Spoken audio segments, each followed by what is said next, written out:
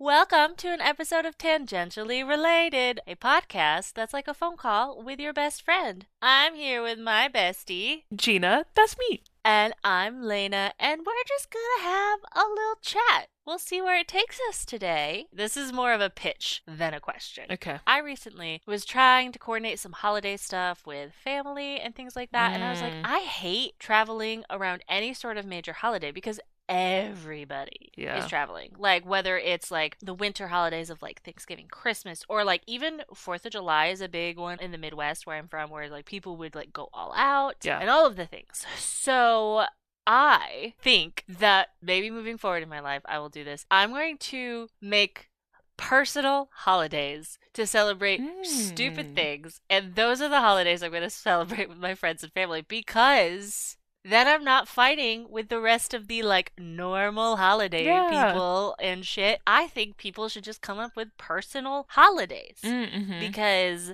it would solve so many travel problems. Like, let's be real. Yeah, true. So, what do you think of this idea? I want your opinion on this idea. Well, this also makes me think of people get so nailed down to the day. Not everybody. There are definitely families that I've met before that they are used to having Thanksgiving dinner on a Friday night or whatever because, someone was always working holidays or whatever. I just think that that concept in general does need to be more commonly accepted. True. Like, hey, you do not have to have that day to celebrate that thing.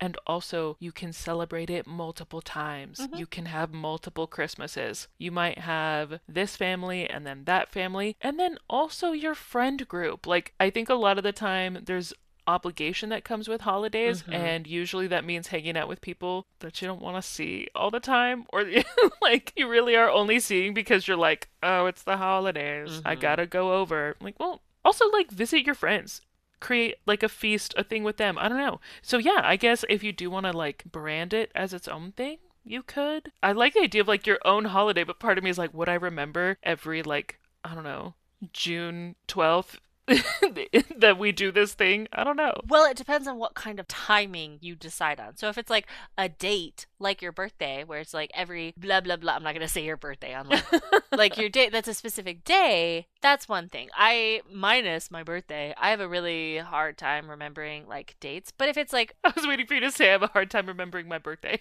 no, I do No, not. you That is don't. the one thing that I was like, I love birthdays. Yes. But if you do like the first weekend of May or something like that, Yeah. this is the weekend I'm going to celebrate this thing. Mm-hmm. Especially if it's super far removed from traditional holidays, it would be so much easier to Yeah. just like get together with people and celebrate something stupid. Mm-hmm. And honestly, that could be half the fun. Where he's like, I'm going to celebrate something absolutely absurd, whether it be one of those really weird official holidays that I don't understand why they're holidays, or something Mm-hmm. entirely personal to you, making it even more special. Yeah. Especially because coordinating with like people around, because you're right, there's a certain level of expectation with the holidays. I do not miss that Mm-hmm. because I used to be married and I don't miss trying to coordinate with two families for the holidays. Mm-hmm. No, thank you.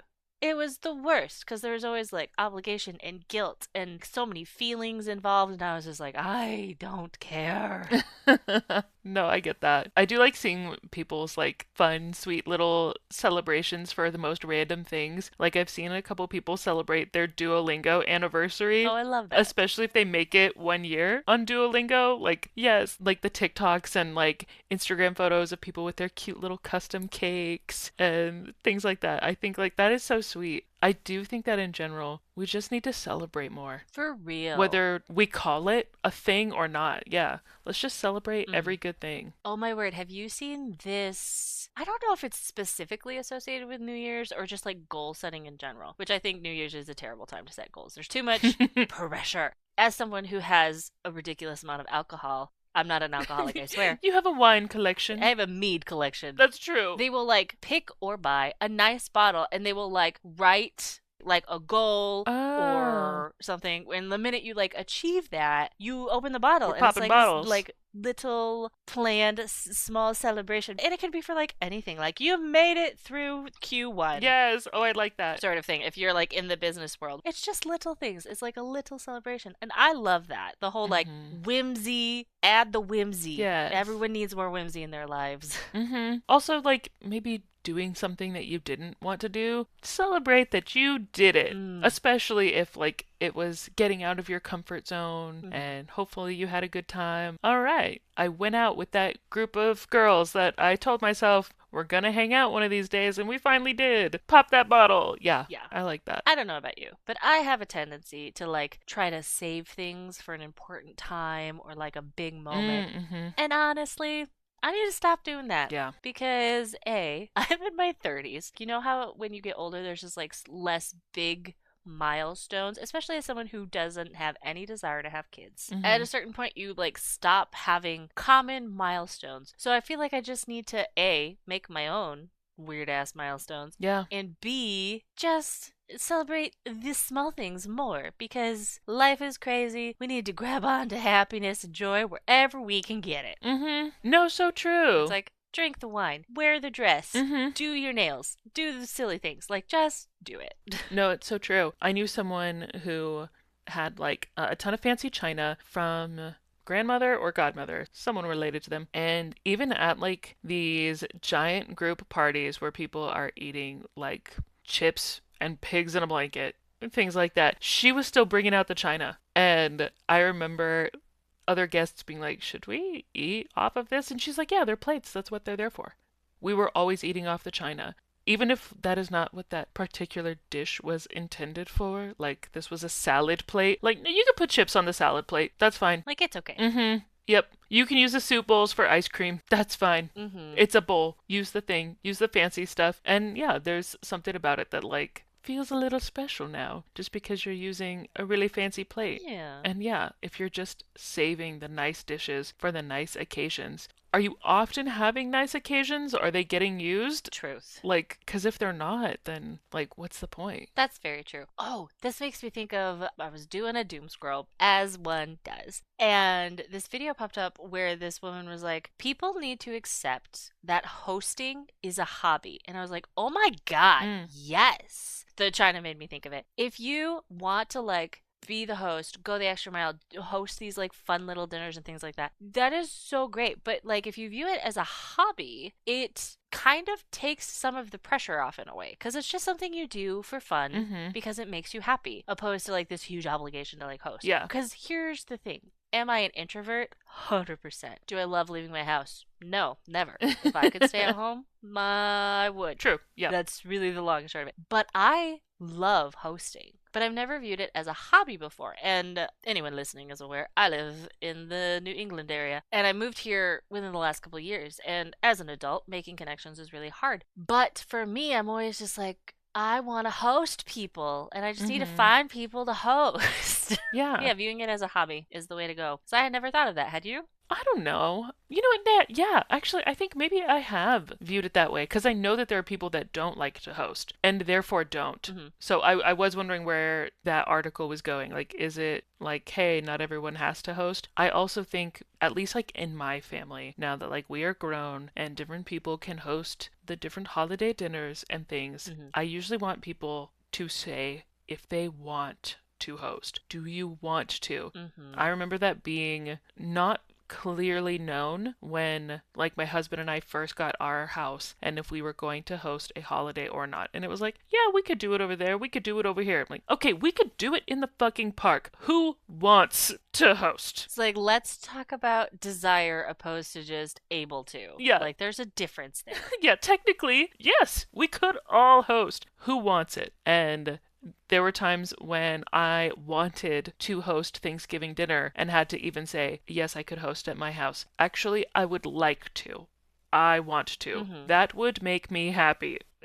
Just to very clearly be like, this is a thing that I do want because I like it and I get joy from it. Mm-hmm. And yeah, and I know that that's not everybody. No, that's true. And I think there's different ways to host Mm-hmm. as well. Like, because you're talking holidays and family, which I would hate hosting. Mm-hmm. I love my family dearly. Fuck that.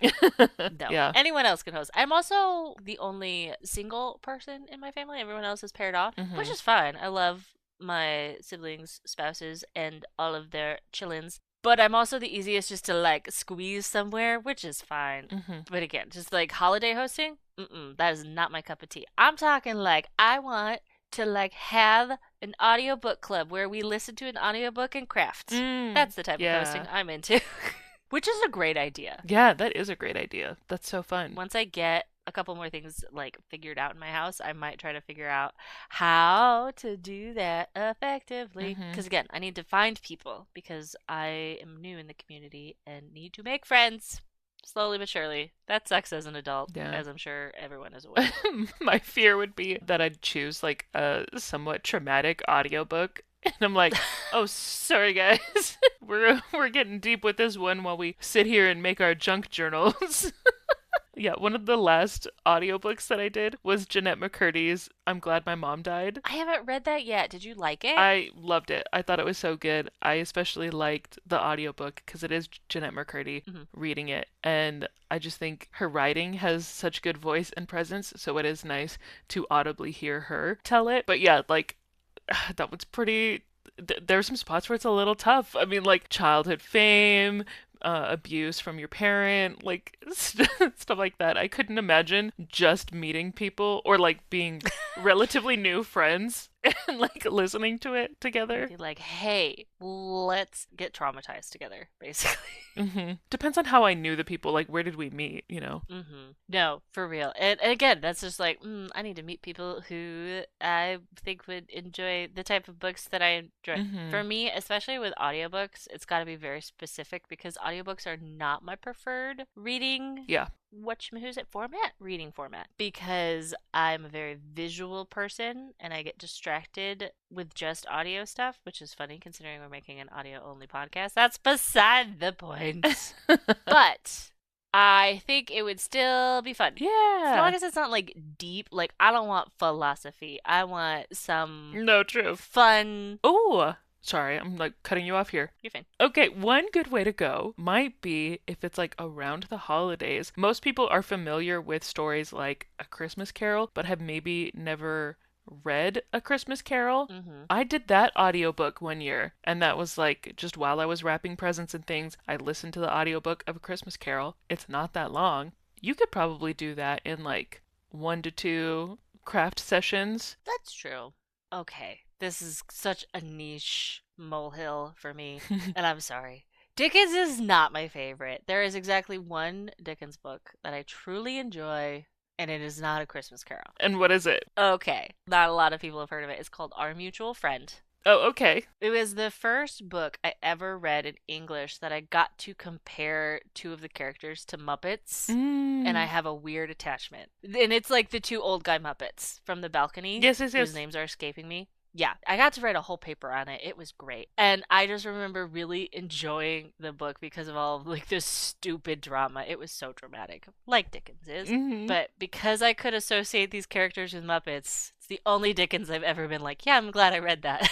That's so funny. And then, of course, there's famously A Muppet's Christmas Carol. Which is the best Christmas Carol. Hands down. Yeah, no, so true. Any other version is just inaccurately labeled as the best. Like, it's A Muppet's Christmas Carol. Despite a love for Muppets, it is funny that you think that when it is also one of the most accurate A Christmas Carol adaptations, and yet you don't like Dickens. Okay, so let's do a deep dive on my hatred for Dickens. Okay. It's not ever his stories that I don't like. The stories and plot and even characters are great.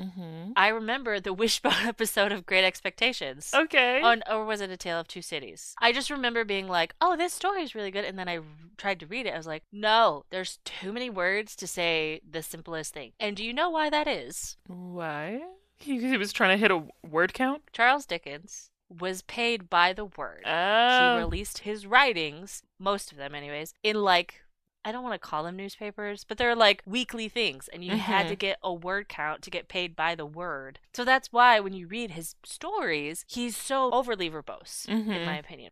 It's like when you're writing a paper with a word count and you just Mm-hmm. try to find a way to say the same thing 10 different ways because you need to hit 1,500 words or something, and your point is made in a sentence, and you're just like, well, shit. That's what Dickens reads like to me. Reads like several men in the corporate Yeah, America. 100%. And I was like, Where you're like, why? we know what you mean. You could have said it in less words. Stop talking. So yeah, that is the reason why I'm like, Dickens, not my favorite. And it's not because the stories aren't good, which is why Muppet Christmas Carol, being the closest one, I was like, I love it because the Mm-hmm. story is good. You just don't have to deal with dumb sentences.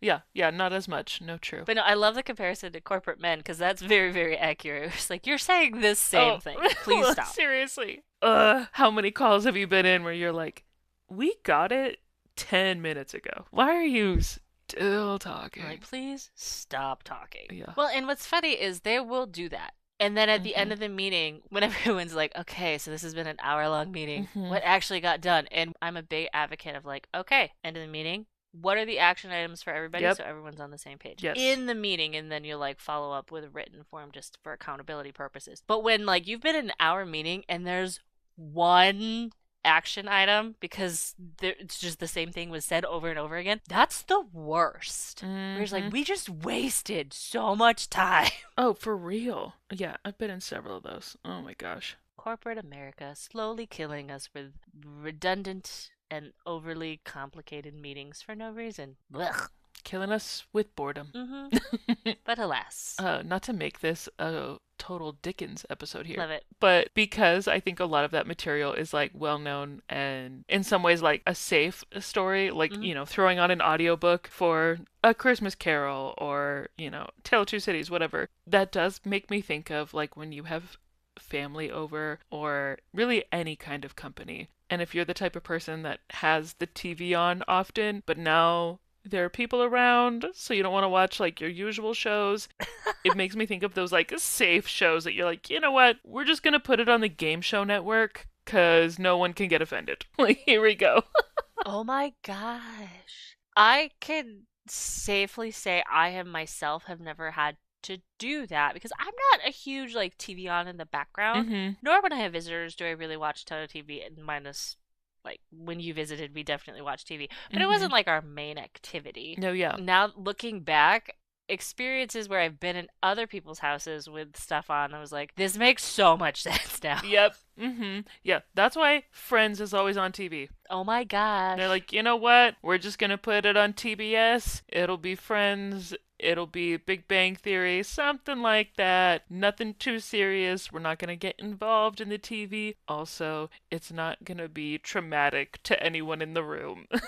Yeah, now I'm trying to think of like what I personally would put on in the background Mm-hmm. because I get distracted very easily. So it'd have to be something really boring. I Yeah. feel like I'm trained to look at a screen. When it's on, I'm looking at it, which is why I don't turn it on unless I'm actively watching something. Mm-hmm. Like, what do you put on in the background? For when you have company over specifically. Any of those things that I have said, I have literally done. Hmm. It has been the Game Show Network. It has been TBS with either Friends, Big Bang Theory, something like that. I have defaulted to Disney movies different times.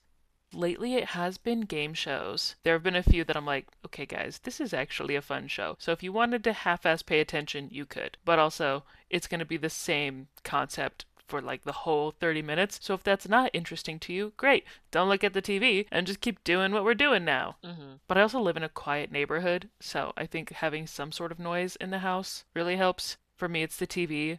With my parents, my mom always has her kitchen radio on just for like a little bit of noise. How does that not distract you? I definitely get the quiet neighborhood thing. I'm in the back of a neighborhood right against the woods Mm-hmm. on a dead end street. So it's quiet. I've had a bear walk down my road because we're just right next to the forest. And like a pack of wild turkeys has taken up residence recently. And I'm just like, please leave. My dog is too interested in you. Mm-hmm. So I get the quiet thing. But I just, and this might drive other people batty, I have white noise machines because it also Oh helps yeah. drown out noises for my dogs. Where it's just like, because that I can like tune out and actually helps me focus because I don't notice every little auditory Hmm. thing that my house does.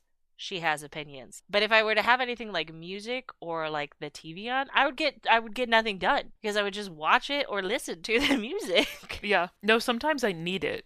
Like, just that something else to keep going. I was doing work tasks earlier today and I was about to start something and then I was like, ah, I need something else in the room. So immediately was playing music. So I could, like, okay, that will kind of push me and get me going. I guess it depends on the thing. Because if I'm cleaning, yes, music helps motivate me. But if I'm trying to relax, no. This is making me remember. This is insane. I used to have an employee where we were talking about like background noise. Hmm. And he was like, I need to have at least three box fans on in the room that I am in to not get distracted. And I'm like, what? That sounds freezing cold. And so loud. Do you just need to work in like an air hanger and just like, oh my I gosh. guess it was mind boggling to me. This got revealed in a team meeting where we were just kind of shooting the shit a little bit. Hmm. And both me and the other person on the call were befuddled and proceeded to like ask so many follow-up questions. I feel like he might have felt a little interrogated. That was not the intention. I was just so confused. Hmm. But I'm like, wait, what? Oh man, see, I should have been there to be like, yep, I understand the noise thing. Just like having something else going on. And it just depends on like my flow, where my brain is at in that moment. Do I need that noise to like keep going? Do I have to be multitasking in order to accomplish this task? Or do I need like silence, focus, don't talk to me? I'm doing the thing. Like it really is situational. No, for sure. Do you ever have an issue discerning which one your brain actually needs? Hmm. I don't know if I've thought about that. Okay, because I do sometimes where it's like I'm gonna put on music to like motivate me to like do something tedious for work or something like that. And Hmm. I put it on and it's actually like it takes me a while to realize this is actually having the opposite effect. And I was like, okay, so this is one of the times where I need silence. But it Hmm. takes me a bit to realize that like it's not syncing with my brain. Yeah, that's funny. I've definitely started music and then been working on a task and then I'm like, oh, shut up and have to pause it so then I can hone in. Hmm. And I think it's just, yeah, like for a moment I need the music and then I don't. I remember a time where I was like, ooh, I'll listen to this brand new album front to back. And I barely made it to the second or third track because I kept pausing it to like hone in on whatever my task was in that moment. Yeah, it's just sometimes I don't know what my brain needs and I'll try something Yeah. and it just takes me a little too long to realize, hey, no. Like, Right. because yay, being neurospicy, here's like, okay, sometimes you need this, Hmm. sometimes you need that, and I can't tell the difference. No, so true. What I need is like a really good fidget. I want a good fidget that's not noisy. I was about to ask, is it the noise Yeah, thing? too many of them make noise. Because I have some that are like the cubes that like are Yeah. the ever foldable cubes, but they click. Mm-hmm. If I'm in like an auditory sensitive day, I can't use it because it's like too clicky. But you're right, I don't really have a fidget that is quiet. Yeah. I know there are some that are like quieter, but some of those like honestly don't interest me. I don't know. Well, no, and the fidgets are so specific where it's like, yeah, I want it True. to be quiet. But some people really like the sound and the clicks, and I was like, I can't do that. It's funny. I was just watching this video of someone twirling their hair, like consistently, just twirling, twirling. And it's supposed to be about the time that like fidget spinners came out and they were like, "Oh my gosh, why would anyone buy that? Why would someone want something like that?" As they're twirling their hair. Like, no, the need for like that constant stimming is so real. And I Mm-hmm. think when fidget spinners came out as a society, we were so judgmental. Yes. And then as those became popular and then these other fidget toys or toys marketed for fidgeting became popular, we were like, "Wait a minute. There's something to this." And that's the thing about accessibility things that is always mind boggling to me. That people are just like, that's stupid. And I was like, okay. I think the example that is popping into my brain right now was this like, it was a device meant to help people open cans that maybe couldn't like get under like a soda can. And Mm. I was like, I can imagine people who are 100% physically capable that could still use this if they like having long nails and Mhm. don't want to fuck them up. And I'm like, just because it's developed for somebody with a disability doesn't mean that it's not useful in other circumstances for other people. Hmm. And it's just one of those things where it's like when things get developed for people that aren't you, you can still benefit from them. And so maybe just shut up. No, for real. And I think with lots of things like fidgets or even like other little handy tools like that, it's like, well, have you tried it? Mm-hmm. Like this might be more beneficial than you think. Like maybe you don't have arthritis or anything that you think outwardly would be preventing you from opening a can. But sometimes it is a pain in the ass to open certain cans. Yeah. So just trying a little tool that helps you, actually you could still benefit. Mm-hmm. Actually, you might enjoy a fidget. It could possibly help you focus a little bit more in like a meeting or school or something like that just by keeping your hands occupied. Yeah. I am failing to remember the exact details of this, but I remember the feeling of like it was something I experienced in my life where I thought it was stupid. I did it, or this is really bothering me. But it was the eating of humble pie, Hmm. where I was like, I thought this was stupid, and then I tried it and I was wrong. Just that feeling of like, oh man, I'm kind of an asshole sometimes. And like learning from that, which has really like opened my eyes because it's like, yeah, this might not be made for me, but that doesn't mean it's not useful as I have gotten older. It just blows my mind that other people in their 30s or older who still have that mentality of like, that's stupid. Like they haven't experienced something or realized that it was a direct effect of like this was not originally made for you, but you're still benefiting of it, and they're just not self-aware enough to realize, oh yeah, I was a little bit of an asshole. Like I think that blows my mind a little bit. Anybody who has ever needed to use a handicapped accessible door like push button thing because your arms were full, Hmm. you need to just be aware that this was not for your benefit, but you still But you benefited. still benefited from it. Yep. No, absolutely. Yeah. Yeah, I do think that we need to admit the times where we're like, oh, I was being judgmental Like I about was that wrong. thing. Yeah, I was wrong. I was in the wrong here. Hmm. This is something that, as someone who is a little egotistical because I know I'm smart, but I've had to learn is like, I'm not a genius, and Hmm. well, not that geniuses are always right, but I was like, I'm not always right. And learning to be okay with being wrong has been one of the Hmm. hardest parts of growing up that I think some people still fail at. Yeah. It's okay to be wrong. Yeah. It's fine. And it's okay to not know things too. Like, Yeah. just because you're very smart doesn't mean that you know everything. Mm-hmm. And it is okay when someone talks about something that you're not familiar with to just ask a question. Like, Yeah. actually, I'm not familiar about that. Like, I don't know those things. Honestly, if you knew everything, life would be so boring. Mm-hmm.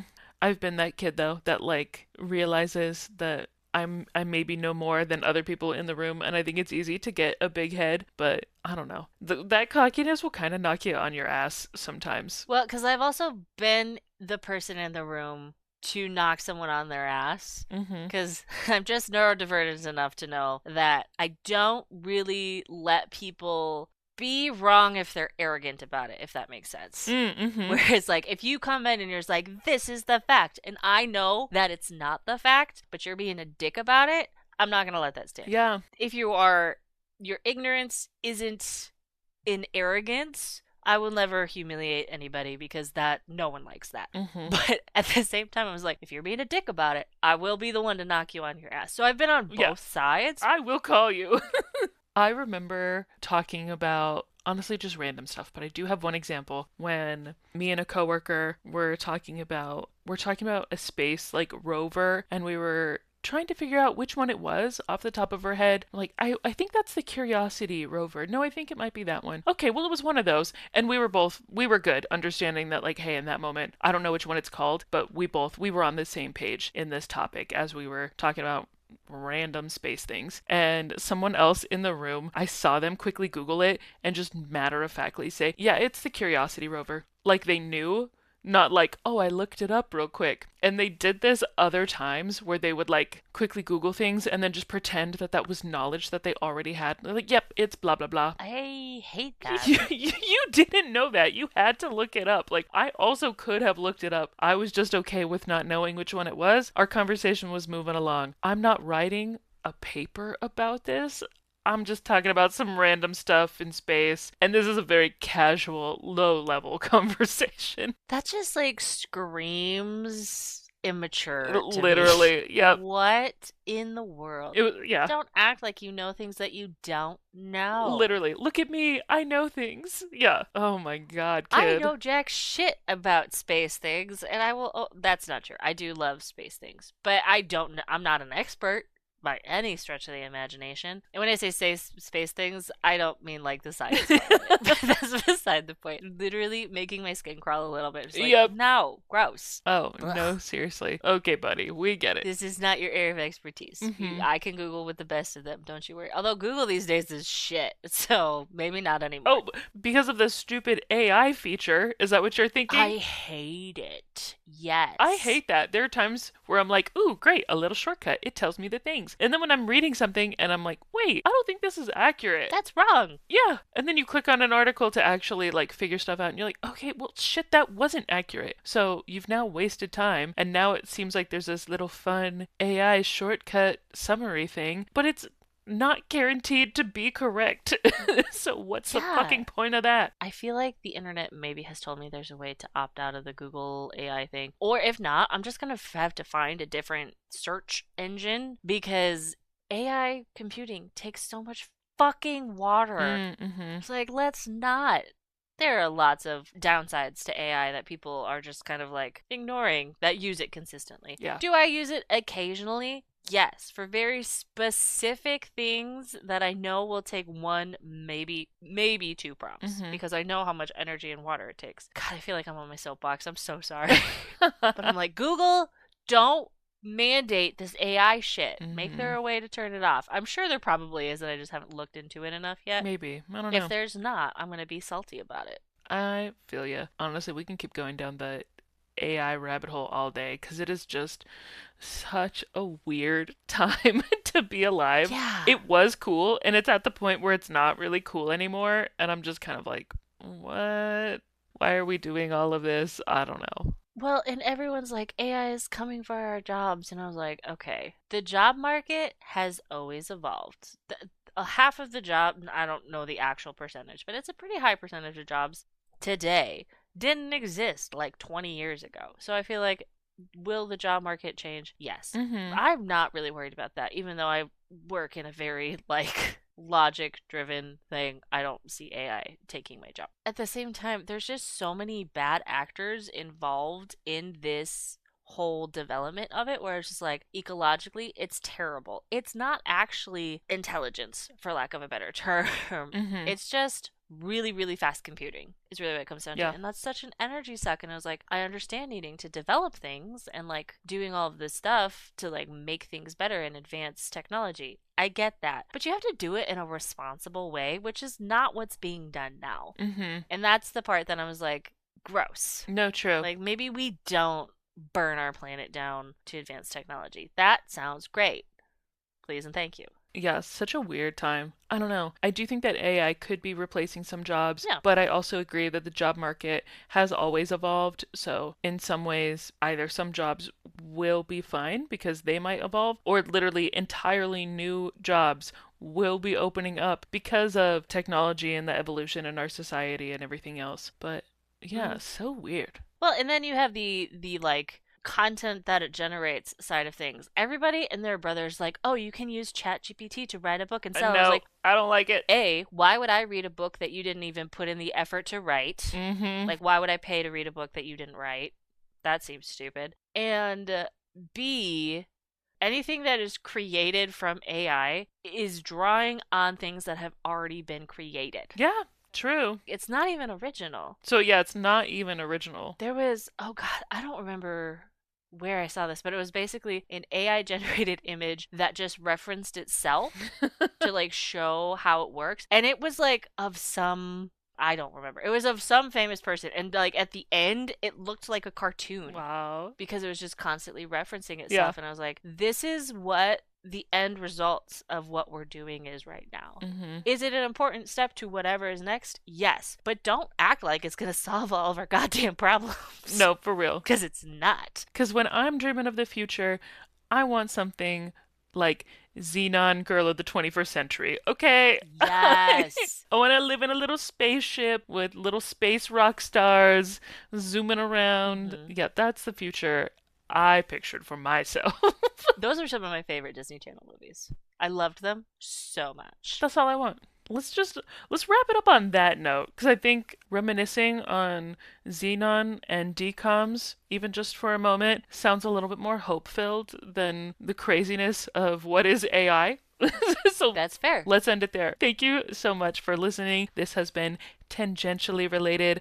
I hope you're like what you guys are listening to each week. It's kind of crazy and chaos, but hey, that's me and Lena for you. So grab your best friend, listen, stick around. There will be a lot more next week.